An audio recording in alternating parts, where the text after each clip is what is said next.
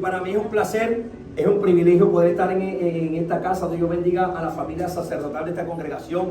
Dios bendiga a cada uno de los ministros, los siervos que hacen vida acá juntamente con aquellos que son parte del cuerpo de Cristo. Que Dios les bendiga, Iglesia Centro Cristiano Transformación de Vida. Amén. Dios bendiga a cada uno de los amigos, los ministros del Señor, hombres y mujeres. Amén. Que ha sido llamado al servicio sacerdotal. Aquellos que nos ven mediante estas redes. Amén. Recibiendo en esta mañana una palabra de parte de mi Señor. Dios tiene una palabra para la congregación, pero también tiene una palabra para ti, amigo, ministro, familia que nos estás viendo. En el nombre del Señor, Dios va a hablar a nuestra vida de una manera poderosa. Rápidamente, vamos a tener una lectura en el libro de los Salmos, capítulo 145. Amén, gloria al nombre del Señor. Estuvimos en esta mañana en el primer servicio analizando este hermoso mensaje de la palabra. Y vamos a tener la misma lectura y el mismo mensaje. Pero también va a ser el mismo Señor. El mismo Padre, el mismo Hijo y el mismo Espíritu Santo. Amén. Libro de los Salmos, capítulo 145. Dice así la palabra: en el nombre del Padre, del Hijo y del Espíritu Santo. Amén. Te bendeciré, te exaltaré, mi Dios. Te adoraré, mi Rey. Y bendeciré tu nombre eternamente y para siempre. Cada día te bendeciré y alabaré tu nombre eternamente y para siempre. Grande es Jehová y digno de suprema alabanza, y su grandeza es inescrutable. Generación a generación celebrarán tus obras. Amén. Damos gracias al Señor por su palabra en esta hermosa mañana de su amigo y su siervo José Pinto. Vamos a analizar un tema en esta tarde, gloria al nombre del Señor, titulado generaciones. Diga conmigo: generaciones. Vamos, lo podemos decir más fuerte: generaciones. Y hablar de la palabra o el concepto generación es donde dice que es la acción y efecto de engendrar y dar vida a un nuevo ser. La palabra generación, el concepto de ella dice acción y efecto de engendrar y dar vida a un nuevo ser. Lo dice nada más y nada menos que un hombre llamado David. Un hombre que nos está invitando a celebrar las grandes obras de lo que ha hecho, los acontecimientos que ha hecho nuestro Dios Todopoderoso. Lo que dijo el apóstol Pedro en el libro de los Hechos, capítulo 4, versículo 20, donde dice: porque no podemos dejar de decir lo que hemos visto y lo que hemos oído. Nadie se puede quedar callado, nadie puede ignorar la grandeza de nuestro Dios inescrutable, el Dios omnisciente, omnisapiente, que todo lo sabe y que todo lo ve. Ese salmista llamado David, que en sus 150 salmos, ayudado por Jedutún, adoradores, donde alababan y glorificaban el nombre del Señor. Ese mismo David que pudo componer en el Salmos capítulo 103, donde dice, Salmos capítulo 3, donde dice: oh Jehová, muchos son mis adversarios, muchos son los que se levantan contra mí, muchos son los que dicen de mí, no hay para él salvación en Dios. Mas tú, Jehová, eres escudo alrededor de mí, eres mi gloria, el que levanta mi cabeza.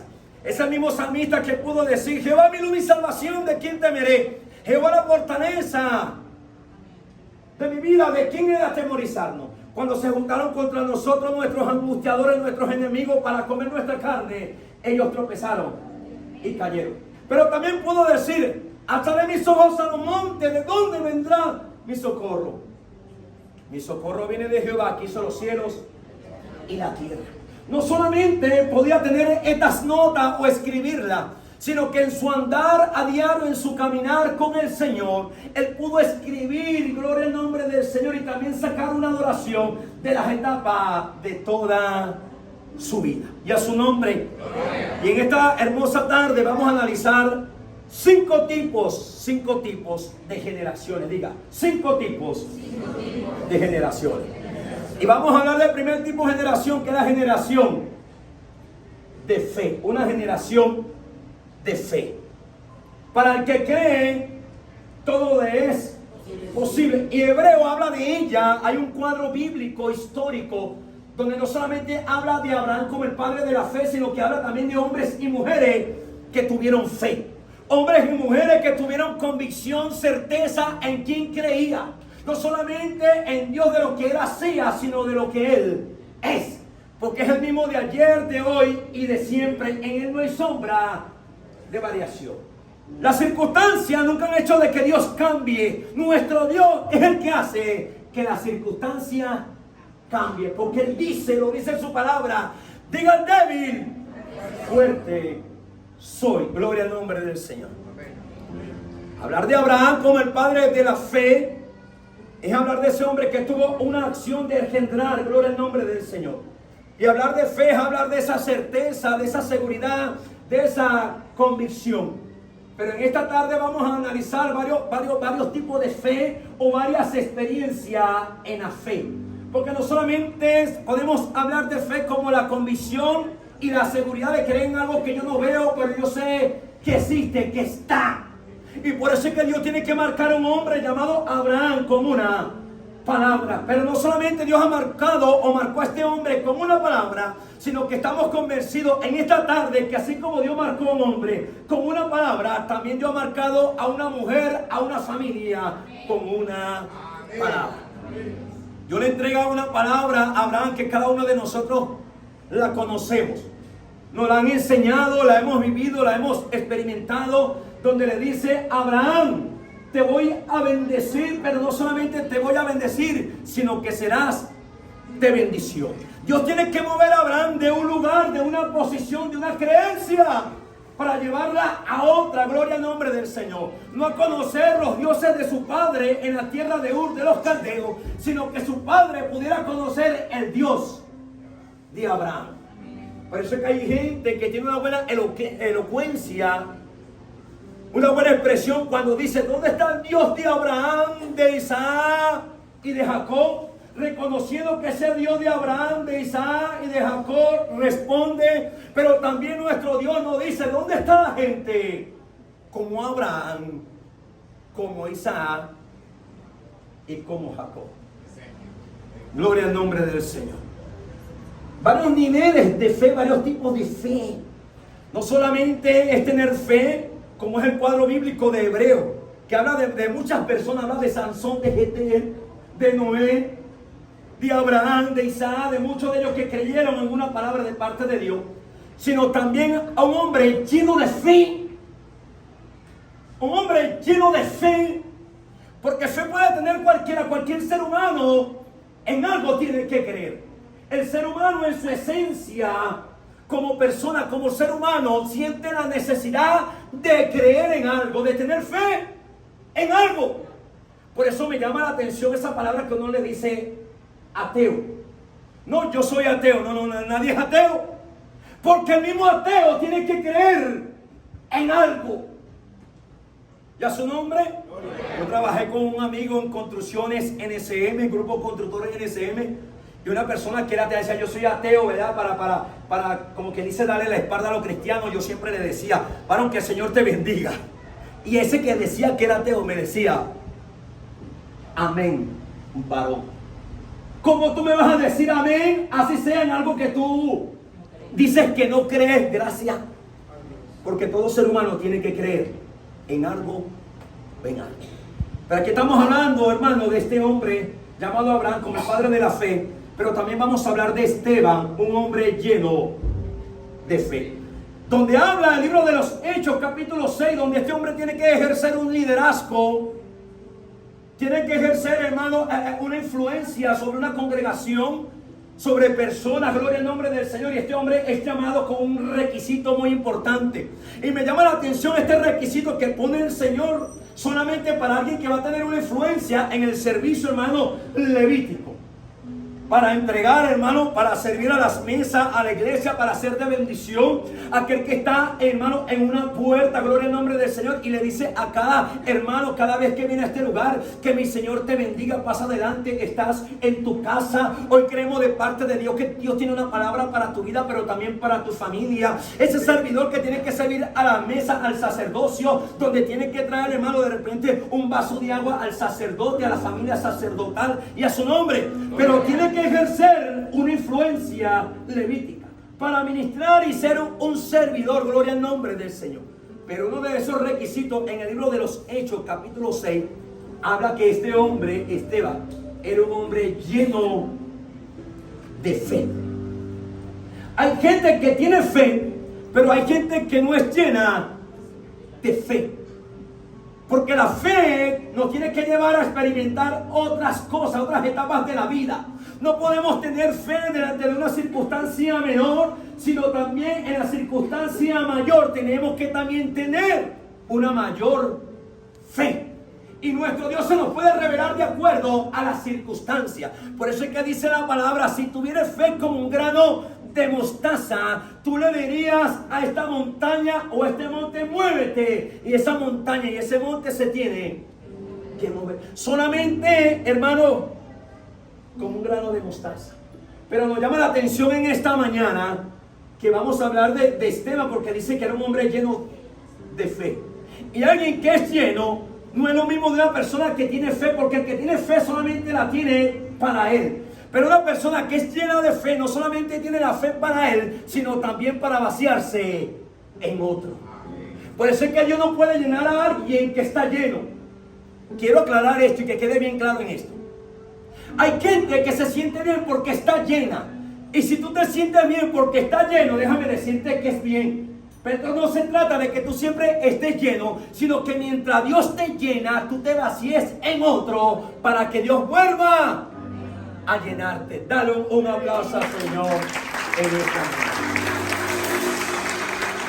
Entonces, ser lleno significa que Dios te bendice a ti, pero tú también vas a ser de bendición para otro. ¿Cómo yo me vacío en otro que tiene fe, pero no es lleno de fe? Entonces, esa persona, ese hombre, esa mujer, esa iglesia, congregación que está llena de fe, se vacía en otra persona que no tiene el mismo nivel ni cree en lo que tú crees. Entonces, como yo agarrar a un hermano o un líder y decir, hermano, vamos para adelante en el nombre del Señor. Y esa persona pueda estar confiando en ti, que diga, si tú lo crees, yo también lo creo. Por eso es que Dios marca a Abraham con esta palabra y le dice, te voy a bendecir y serás de bendición. Y te mostraré una tierra que tú no has conocido ni la has visto. Dios se le tiene que mostrar y se le tiene que revelar. No es como la gente que dice, Dios, tú primero me tienes que mostrar a dónde me vas a llevar y yo voy. Porque Dios no trabaja con esa gente. Dios trabaja con gente que crea que lo que Dios le dice, lo que Dios le está declarando, que lo que Dios le está diciendo, eso el Señor lo dará a tu vida, pero también a tu familia. Dale un aplauso al Señor en esta. Una persona llena de fe, que es lleno de parte del Señor, aleluya. Dios te bendiga, que es llena de parte del Señor, pero también se vacía en otro. Nos debe llamar la atención en esto. Vamos a analizar un momento esto. ¿Cómo podía mirar lo que fue diferente a Abraham, o Abraham fue diferente a Lot? Ellos se tienen que separar, son bendecidos. El ganado se multiplicaron, eso nosotros lo sabemos, y se tienen que separar. Y Abraham le dice, mira, yo me tengo que separar de tú, agarras para la izquierda, yo para la derecha, tú agarras para el norte y yo para el sur. Pero nosotros tenemos que separar. Ahora, le dice a Abraham, escoges tú. Y nos llama la atención esto, que dice que Lot miró la llanura de Jordán.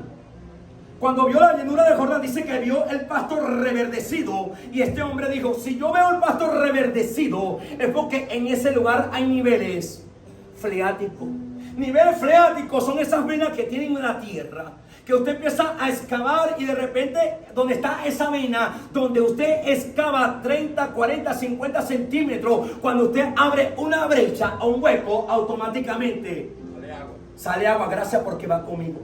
Pero luego dijo, si hay pasto verde, un pasto reverdecido, seguro que también hay agua. Y él dice, ese es el lugar donde yo voy a ir. ¿Con quién? Con mi familia y mi ganado. ¿Por qué?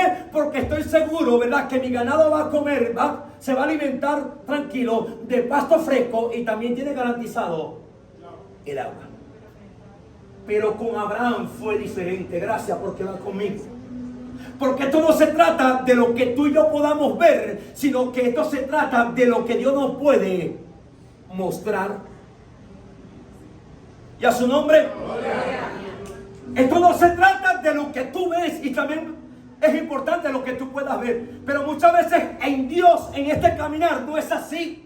Esto no se trata de lo que yo quiero o de lo que yo veo. Esto se trata de lo que el Señor me pueda mostrar y lo que el Señor ha determinado para mí y mi familia. Porque nuestra visión es corta. Pero lo que Dios nos muestra, la visión de Dios, no tiene límite. Denle un aplauso al Señor en esta hora.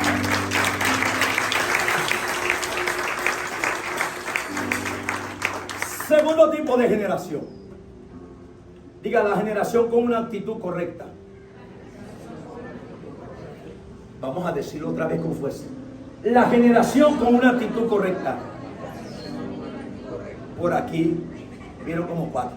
1, 2, 3. La generación con una actitud correcta. Amén, con una actitud correcta. Dios le promete al Señor que le va a entregar una generación. Porque generación a generación celebrarán sus obras. Yo le estaba prometiendo una generación a Abraham que vendría sobre Isaac, pero también una generación que vendría sobre su nieto llamado Jacob. Gloria al nombre de nuestro Dios. Hablar de una generación de actitud no solamente es hablar de Abraham como el hombre de la fe, que es marcado con una palabra, sino también con su hijo Isaac, que es marcado también con la misma palabra que fue marcado su padre Abraham. Gracias porque va conmigo. Este hombre Isaac dijo, Dios le habló a mi papá, y si Dios le habló a mi papá que iba a ser de bendición, iba a tener una generación como las estrellas del cielo, como la arena del mar, yo también creo a esa palabra. Y la misma palabra que Dios le entregó a su padre Abraham, también se la entregó a su hijo Isaac. Pero Abraham tomó esa palabra en fe, pero Isaac tomó esa palabra con actitud. Y hablar de actitud es hablar de una acción que nos tiene que llevar a comportarnos como tenemos que comportarnos y creer a lo que tenemos que creer. Porque estamos seguros y convencidos de que Él fue, de que Él es y de que Él será el Todopoderoso, el que vive, el único eterno y el único soberano. Denle un aplauso, Señor, en esta hora. Ahora, Isaac toma una actitud. Isaac toma una actitud. Ahora mire esto. Se presenta una situación cuando ya no está Abraham. Ya el padre murió. Capítulo 26 de Génesis. Libro de Génesis, que significa principio, comienzo, apertura de todas las cosas. No podemos llegar al fin, o queremos llegar al fin de algo, o queremos llegar a la meta cuando nunca tenemos un comienzo o un principio. Gracias porque va conmigo.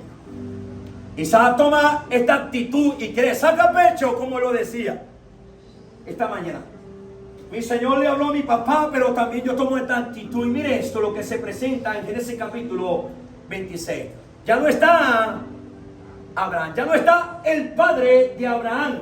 Así tal vez como muchos de nosotros tuvimos la experiencia de tener nuestros padres, donde una vez estábamos, hermanos, guapos y apoyados con ellos. Gloria al nombre del Señor, porque tú todavía tienes a tu padre y a tu madre para que lo puedas honrar cada día. Pero también hay personas que no tienen a su madre y a su padre.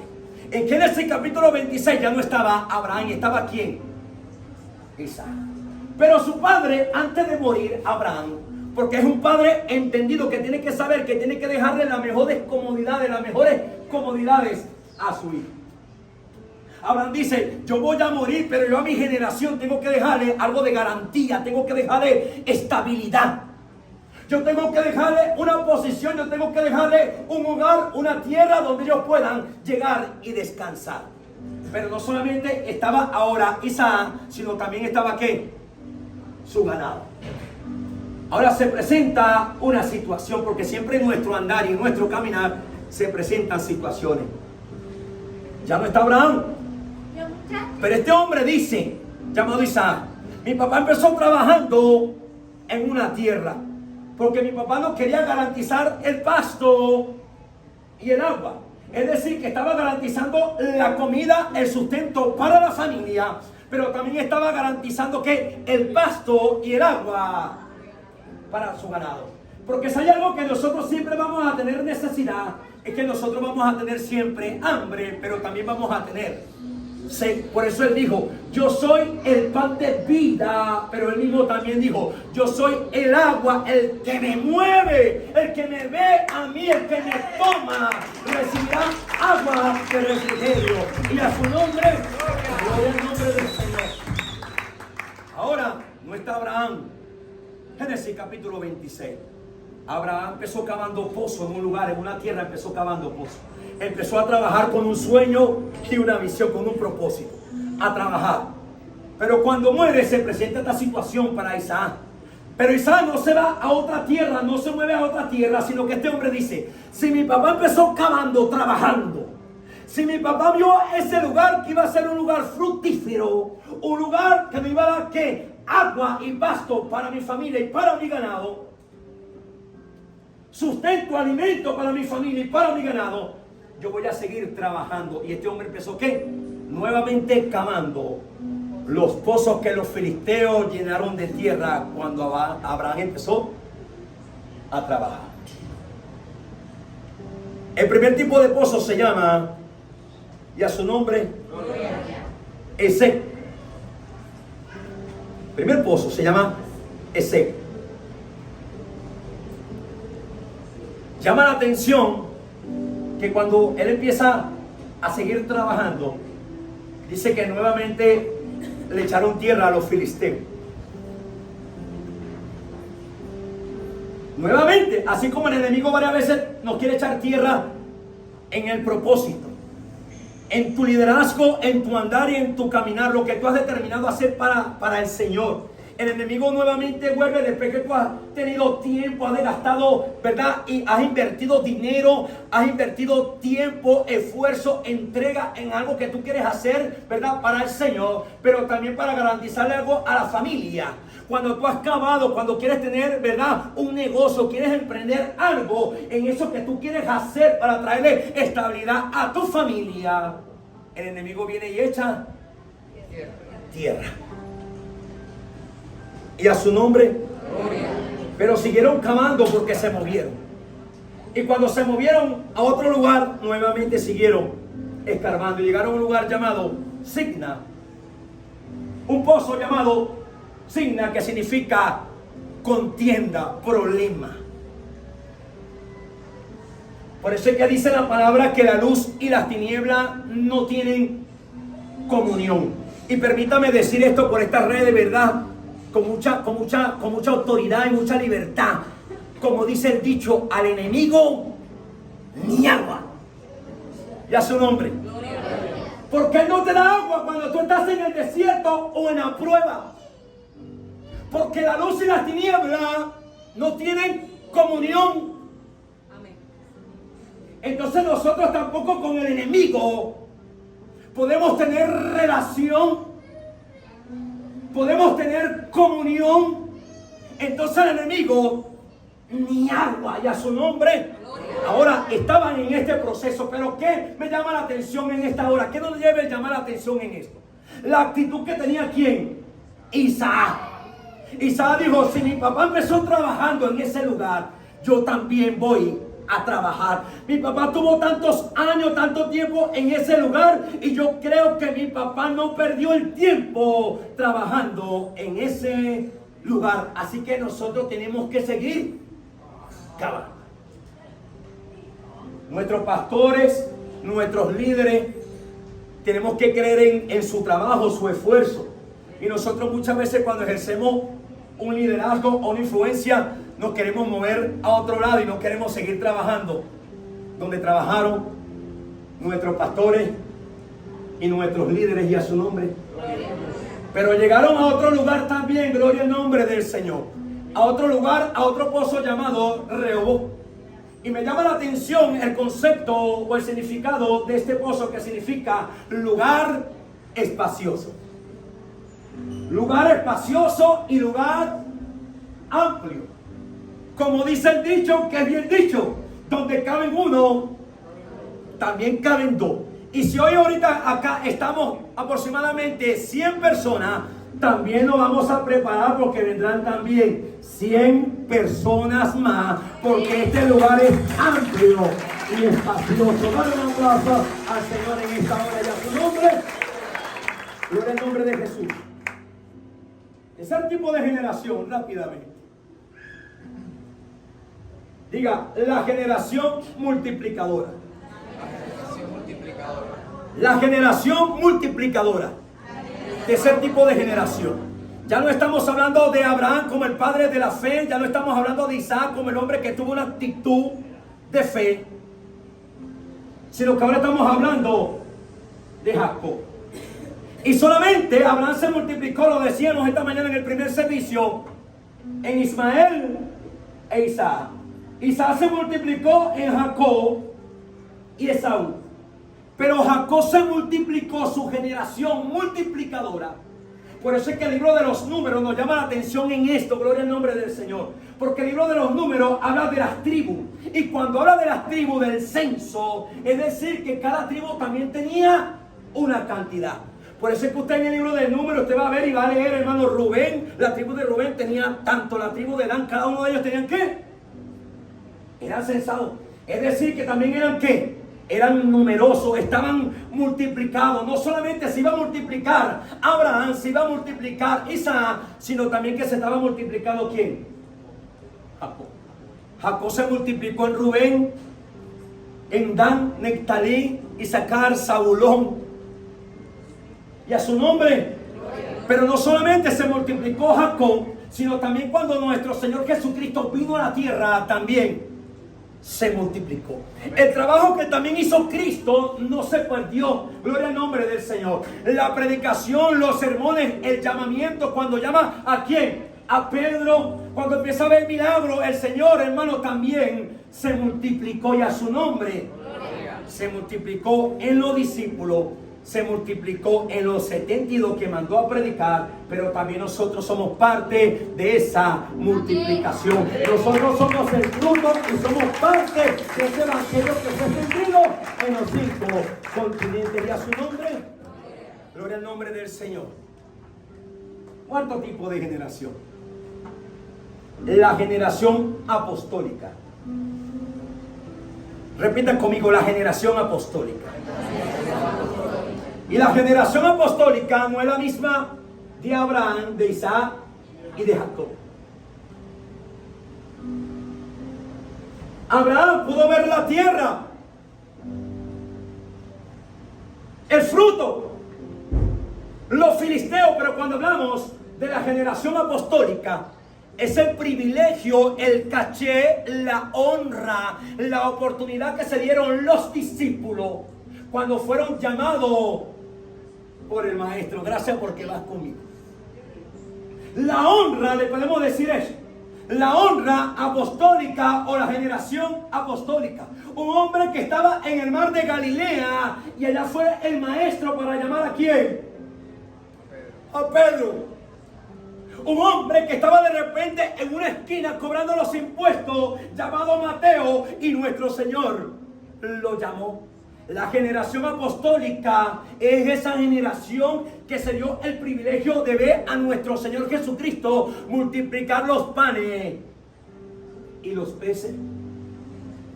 Esa generación es la que tiene que confrontar al Señor llamado Andrés y Felipe,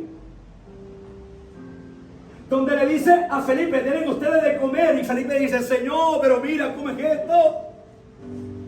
Señor, ¿y cómo le vamos a dar si no tenemos dinero, Señor? Y son más de 5,000 personas, porque la Biblia habla que el Señor alimentó aproximadamente a 5,000, pero fueron más de 5,000. ¿Por qué fueron más de 5,000? Y usted lo sabe. Porque se hablaba solamente de 5,000 personas y se hablaba solamente de los hombres. Gracias porque va conmigo y usted también lo sabe, lo ha predicado, lo ha enseñado. 5,000 hombres. Si analizamos los 5,000 hombres y la mitad tenía esposa, estamos hablando aproximadamente de 7,500 personas. Si esas 2,500 personas tenían por lo mínimo un hijo, estamos hablando aproximadamente de la multiplicación, no de 5,000 personas, sino, hermano, la alimentación aproximadamente de 10,000 personas. Esa multiplicación, ese acto glorioso, esa manifestación de Dios, multiplicar. Porque Dios no trabaja restando. Él multiplica.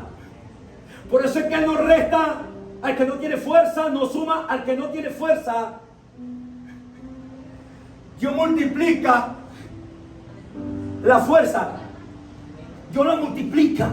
Al que no tiene ninguna, el Señor la multiplica. Donde no hay nada, ahí aparece lo que el Señor sabe hacer, que es un milagro. Déle un aplauso al Señor en esta hora. Y a su nombre.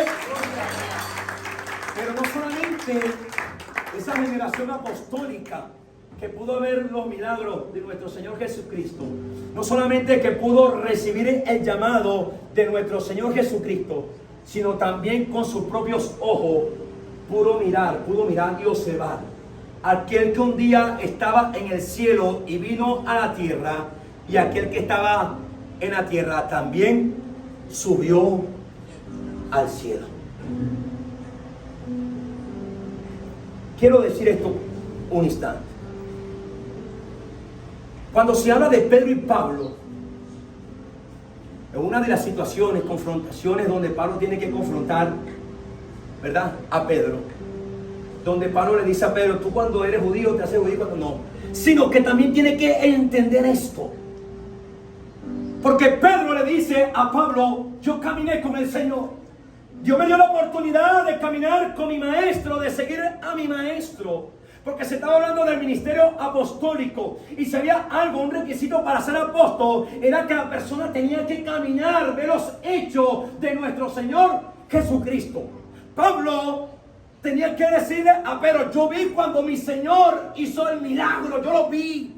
Yo estaba ahí al lado de mi Señor cuando el Señor hizo sanidades, milagros y prodigios. Se lo estaba diciendo ¿a quién? A Pablo.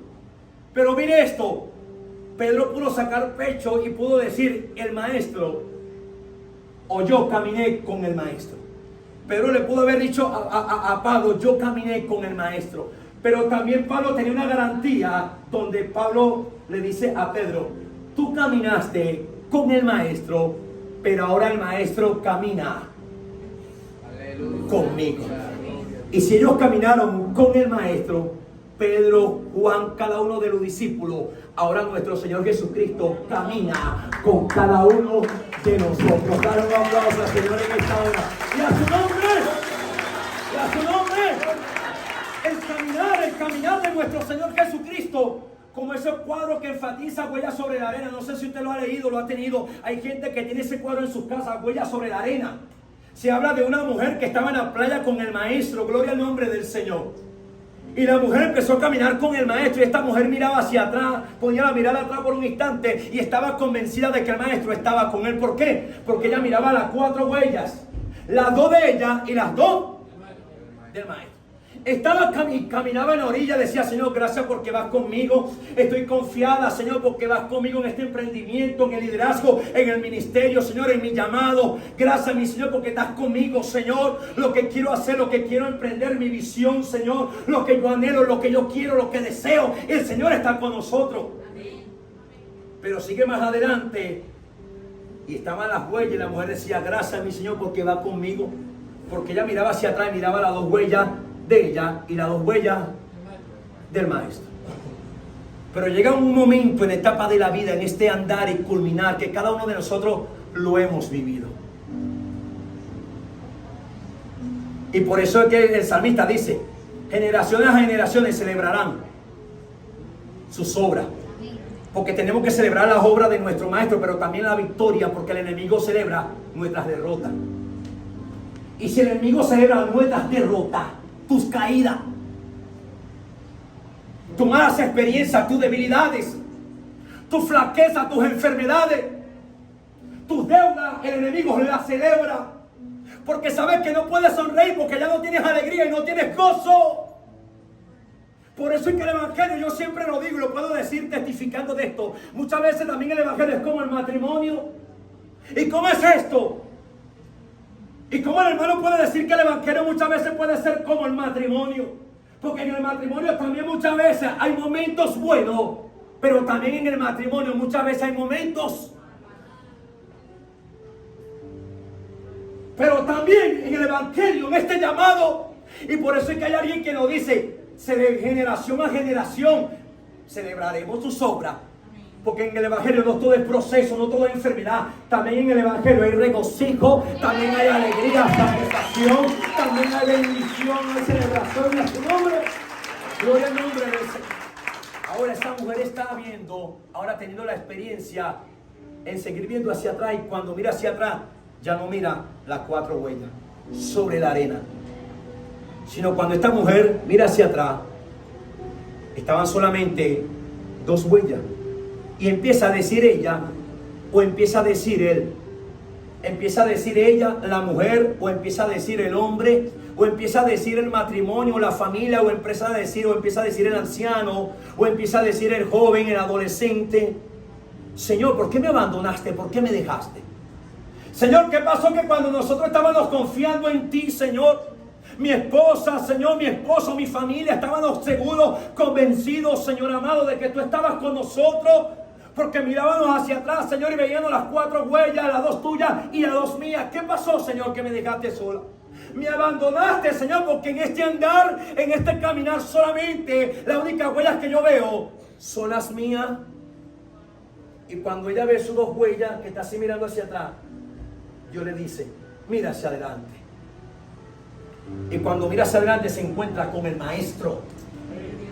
Y el maestro le dice, esas 2 huellas que tú ves ahí no son las tuyas. Esas huellas que tú ves ahí marcadas no son las tuyas. Esas huellas que tú ves ahí marcadas son las mías, porque yo te llevo cargada, o te llevo cargado, o los llevo cargados en mis brazos. Hay momentos donde Dios te va a decir que camines. Hay momentos donde el Señor te va a mandar a caminar, te va a decir que corra. Pero también hay momentos donde el Señor sabe que en este camino tú te vas a cansar. Y el Señor te dice, tranquilo, porque ahora no te toca caminar ni correr. Ahora te toca de que tú tengas una experiencia de que yo te lleve en mis brazos y a su nombre. Dale un aplauso al Señor, gracias, dale un aplauso al Señor. Generaciones a generaciones celebrarán tus obras. Damos gracias por cada una de las generaciones. Los niños, los preadolescentes, los jóvenes, los adultos, los ancianos. Gente que han tenido experiencia en sus generaciones. Han vivido etapas, experiencias, tal vez buenas o malas, pero han vivido. Gloria al nombre del Señor. Y la última generación significa la generación pentecostal. La generación pentecostal. No la de fe, no la de buena actitud, la multiplicadora, no la apostólica, gloria al Señor, sino también la generación pentecostal. Porque siempre que leemos el libro de los Hechos, capítulo 3, hablamos de ellos.